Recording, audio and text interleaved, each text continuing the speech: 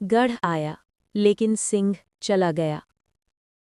श्री छत्रपति शिवाजी महाराज और बाजी प्रभु देशपांडे की सच्ची वीरगाथा। सन 1660, पन्हाला किला, जहां श्री छत्रपति शिवाजी महाराज अपने मावलों के साथ मुगल सरदार सिद्दी जौहर की विशाल सेना से घिरे हुए थे। कई दिनों से घेराबंदी चल रही थी, खाने पीने का सामान लगभग समाप्त हो चुका था, मगर शिवाजी महाराज का आत्मविश्वास पर्वतों जितना दृढ़ था। एक अंधेरी बरसाती रात, बारिश से भीगी, काली और सन्नाटे से भरी रात, बादलों के बीच से कभी कभी बिजली चमकती और क्षण भर के लिए किले की दीवारें रोशन हो उठती। शिवाजी महाराज ने अपने विश्वासपात्र सेनापति बाजी प्रभु देशपांडे और बांदल सेनापति को बुलाया। महाराज ने गंभीर स्वर में कहा, अगर हम यहीं रहे तो मराठा साम्राज्य का अंत निश्चित है।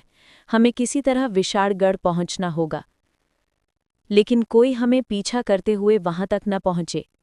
बाजी प्रभु ने झुककर प्रणाम किया और दृढ़ स्वर में कहा, महाराज आप चलिए।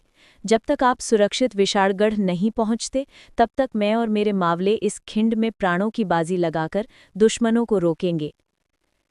पावन खिंड की अमर लड़ाई। शिवाजी महाराज रात के अंधेरे में अपने छोटे से दस्ते के साथ पन्हाला से निकल पड़े और दूसरी ओर बाजी प्रभु देशपांडे ने अपने केवल 300 मावलों के साथ उस संकरे दर्रे घोड़ खिंड को बंद कर दिया। यही खिंड बाद में पावन खिंड कहलाने वाली थी। सुबह होते ही सिद्दी जौहर की विशाल सेना वहां पहुंची और फिर शुरू हुआ इतिहास का सबसे भयंकर युद्ध। बाजी प्रभु और उनके मावलों ने हर हर महादेव की गूंज के साथ हजारों दुश्मनों का सामना किया। खिंड इतनी संकरी थी कि एक बार में केवल कुछ ही सैनिक लड़ सकते थे, और ये बात मराठों के लिए वरदान साबित हुई। बाजी प्रभु के कंधे और पेट में तलवारें लगी, लेकिन वो फिर भी डटे रहे। उनकी आंखों में केवल एक ही लक्ष्य था, महाराज सुरक्षित विशाळगढ़ पहुंच जाएं।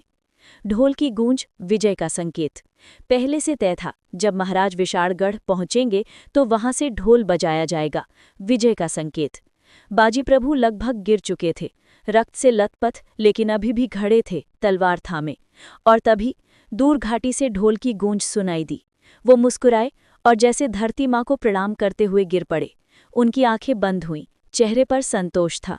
महाराज सुरक्षित पहुंच चुके थे। गढ़ आया, लेकिन सिंह चला गया। जब शिवाजी महाराज को पावन खिंड की खबर मिली तो वे कुछ क्षण मौन खड़े रहे, फिर आसमान की ओर देखते हुए बोले, गढ़ तो आ गया, लेकिन सिंह चला गया। उनके ये शब्द इतिहास में अमर हो गए, क्योंकि वो सिंह कोई साधारण